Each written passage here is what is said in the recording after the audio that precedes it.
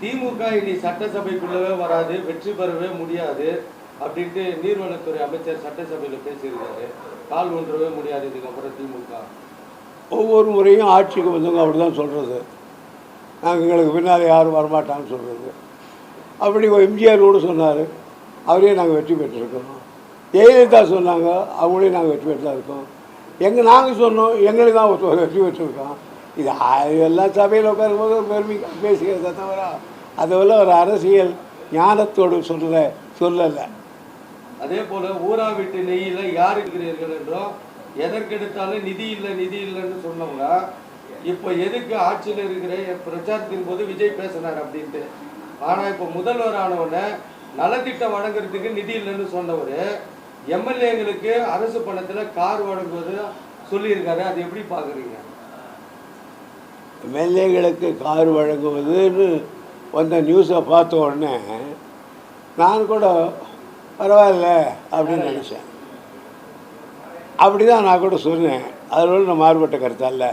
ஆனால் அதுக்கப்புறம் பத்திரிகையில் வெளிவந்த செய்திகளை பார்க்கும்போது கார் இல்லாதவர்கள் விரல் விட்டு எண்ணப்படக்கூடியவர்கள் தான் இருக்காங்க. மற்றவங்கெல்லாம் யார் கேள்வி கேட்டாலும் அவருக்கு 3 கார் இருக்குதுன்னு பத்திரிகையில் வந்த செய்தி இருக்குது.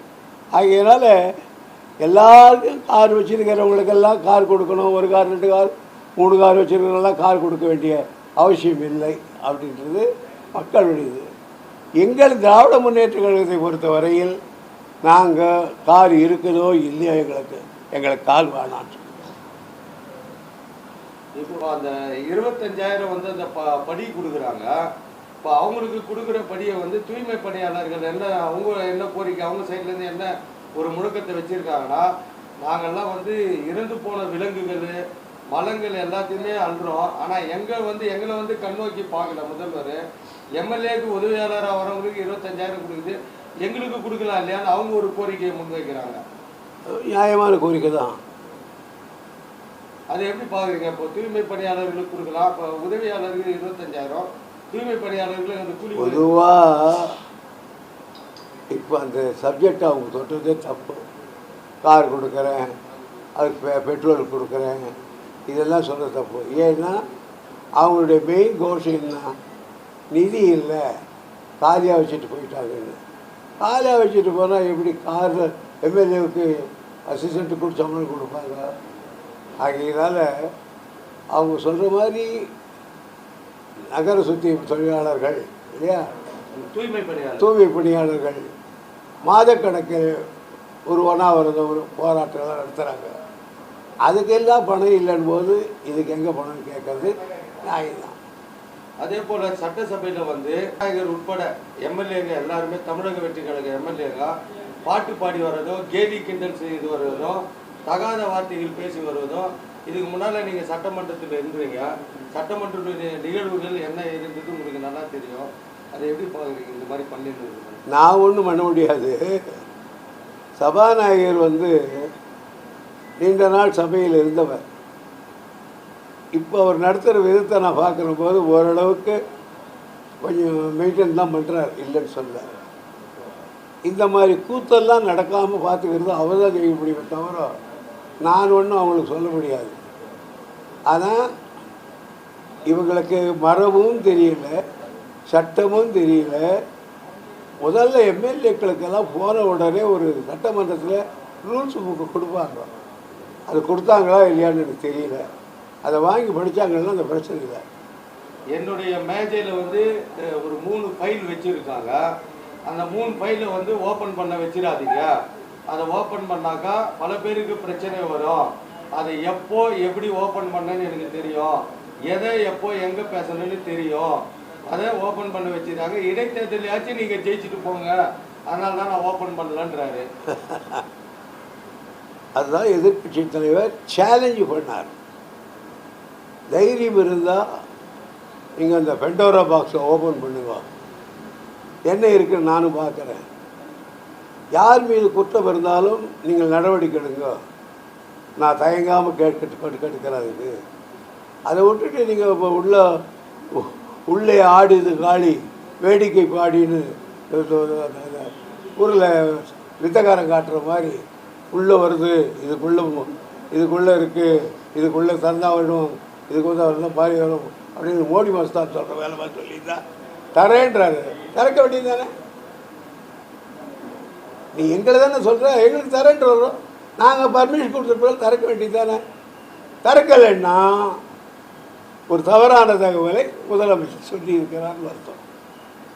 ஒரு வாரத்துக்குள்ளே திறக்கலைன்னு கேட்கணும் ரூலிங் பார்ட்டி, ஆப்போசிட் பார்ட்டி. ஒரு வாரத்துக்குள்ளே திறக்கலை அப்படின்னு சொன்னாக்கா ஒரு ப்ரிவிலேஜ் மோஷன் கொண்டு வரணும். சபைக்கு தவறான தகவலை கொடுத்தார் முதலமைச்சர் என்று ப்ரிவிலேஜ் மட்டும் கொண்டு வரணும். இன்னும் 2 ஆண்டு அரசியலை விட்டு விலகி அண்ணா அறிவாலயத்தை வந்து வாடகைக்கு விடும் நிலைக்கு வரும்னு சொல்லியிருக்காங்க. யார் சொன்னது? நிர்மல்குமார், அமைச்சர் நிர்மல்குமார். இவன் நாட்டை இவங்க பட்டா மற்ற எத்தனையோ பேர் சொல்லியாச்சு. நாங்கள் இந்த திமுக முழச்சத்திலிருந்து எதிர்ப்பை சந்திச்சது. அண்ணா இருக்கிற காலத்திலே சம்பத்தை சந்திச்சு, அதுக்கு பிறகு வெற்றிகளாக எம்ஜிஆருடைய பிளவை சந்திச்சது, அதுக்கப்புறம் கோபாலசாமியுடைய பிளவை சந்திச்சது. ஆகிய பிளவுகளுக்கும் நாங்கள் தான் சொன்னாங்க.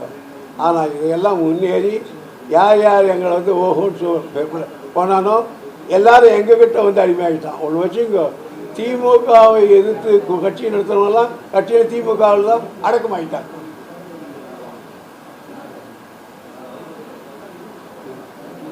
நீர்வளத்துறைக்காக எல்லாமே அந்த கோப்புகள் எல்லாமே அதனுடைய தகவல் எல்லாம் விரல் வச்சிருப்பீங்க. நீங்க வந்து நீர்வளத்துறையில வந்து நீங்க அமைச்சராக இருக்கும்போது அதனுடைய எல்லாமே பொதுப்பணித்துறை அமைச்சராக இருக்கும்போது சரி, இப்போ சரி, எல்லாமே வந்து விரல் வச்சிருப்பீங்க. அதே துறைக்கு இப்ப இருக்கிற ஒரு புதியாளர் தான் அமைச்சர். இந்த 2 வேறுபாடு நீங்க எப்படி பாக்குறீங்க? நான் ஒரு மந்திரியை பற்றி குறை சொல்ல விரும்பலை. ஆனால் அவருடைய ரிப்ளையை பார்த்தேன். நான் என்னுடைய மானிய கோரிக்கை ரிப்ளையை என்னுடைய இலாக்காவிலிருந்து ஒரு வரி கூட சொல்லாமல் அவங்க முதலமைச்சர் பற்றி புகழ்ந்தே பேசிக்கிட்டு போயிட்டார்.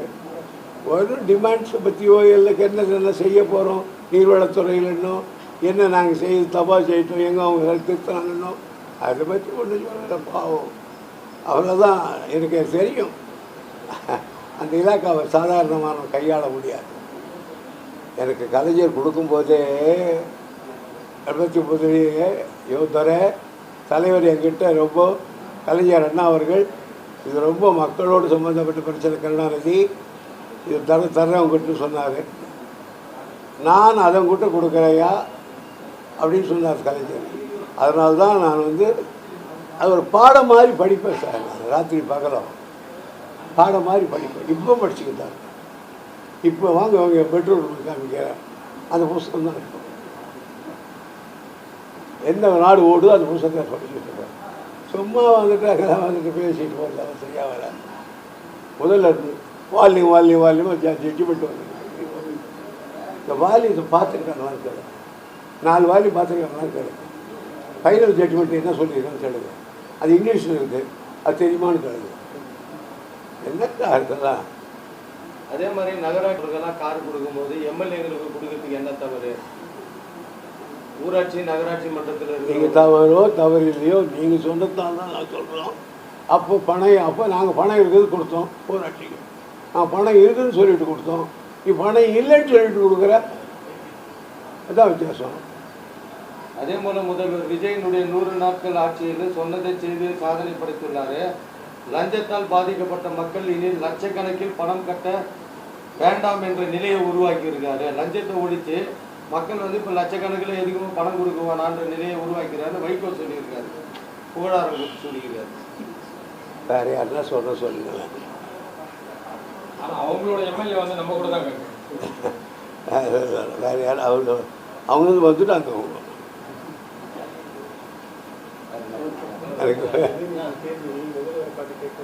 இந்த 100 படம் வந்து தியேட்டர்ல ஒரு பாகம் தான், ஒரு சீன் மட்டும், ஒரு இது ஷோ மட்டும் தான் ஓடும். அது மாதிரி தான் வந்து விஜயோட இதுன்னு சொல்லிட்டு மக்கள் பரவலாம் பேசுறாங்க. எனக்கு சினிமா பற்றி தெரியாது சார், நான் அதை பதில் சொல்ல விரும்பலை. அதே போல சட்டமன்றத்தோட எல்ஓபி இவருடைய உதயநிதி கேள்வி எழுப்பும்போது தக்க பதில் கொடுக்க வேண்டிய முதல்வர் பதில் கொடுக்கறது இல்லை. சம்பந்தமே இல்லாத துறை அமைச்சர்கள் மாறி மாறி மாறி நீர்வளத்தை கேட்டால் பொதுப்பணியை சொல்றாரு, பொதுப்பணியை கேட்டால் இந்த அறநிலையத்துறை சொல்றாரு, இந்த அறநிலையத்துறை கேட்டால் கல்வித்துறை அமைச்சர் சொல்றாரு. அந்தந்த துறை சார்ந்த அமைச்சர்கள் யாருமே பதில் கொடுக்க. அதுதான் சொல்கிறேன் நான். அவங்களுக்கு விதியும் தெரியல, சட்டமும் தெரியல. இதை திருத்த வேண்டியவர் concern minister is such and such and minister, other should not inter with the matter சபாநாயகர் சொல்லணும். அவர் பாவம் மேலே உட்காந்து தத்தடிச்சுக்கிட்டு இருக்கிறாரு. அதுதான் சார். இப்போ எதிர்கட்சி தலைவர் ஒரு கேள்வியை எழுப்பும் பொழுது அந்த பதிலை வந்து முதல்வர் தான் கொடுக்கணும். முதல்வர் உட்காந்து இருக்கும் போதே தான் உதயநிதி எழுப்புறாரு, ஏன் அந்த ஃபைலை ஓப்பன் பண்ணேன்னு. அப்போ தைரியமாக எழுந்து மற்ற போன சட்டமன்றத்திலலாம் எழுந்து பதில் சொல்லுவாங்க. இவர் பதிலே சொல்ல மாட்டேன்றாரு, மௌனமாகவே இருக்காரு. ஏன் அது எப்பனா ஒரு முறை தான் எழுதுறாரு. முதலமைச்சர் கேள்வி கேட்டால் கூட மற்ற மந்திரிகள் எழுந்து பதில் சொல்கிறான்னு சொன்னீங்கல்ல. இன்னைக்கு முதலமைச்சருடைய 3 ஃபைல் அதை வெளியில் கொண்டான்னு கேட்டார்கள் சுதாரி. முதலமைச்சர் பேசாமல் இருக்கிறாரு. இப்போ இவங்களை எழுந்து பதில் சொல்ல பார்க்கலாம், இவங்களை எழுந்து பதில் சொல்ல பார்க்கலான்னு. ஆகையினால எந்தெந்த மந்திரி எதுக்கு பதில் சொல்லணுமோ அதுக்கு தான் பதில் சொல்லணும். அல்லாத எனக்கு முடங்கா முந்திரி கொட்டை மாதிரி அடிக்கடிக்கு எழுதக்கூடாது. அது சபை கண்ணியம் இல்லை. சபாநாயகர் இன்னும் கொஞ்சம் கண்டிப்பாக இருக்கணும். சபாநாயகர் நல்லவர், I know him past so many years, எனக்கு தெரியும். ஆனால் இப்போ பண்ணுறது ஒரு வரவாள் பண்ணுறாரு. பட் ஸ்டபன் கவர் அந்த சபை கையில் வைக்கணும், அப்படி இருக்கணும்.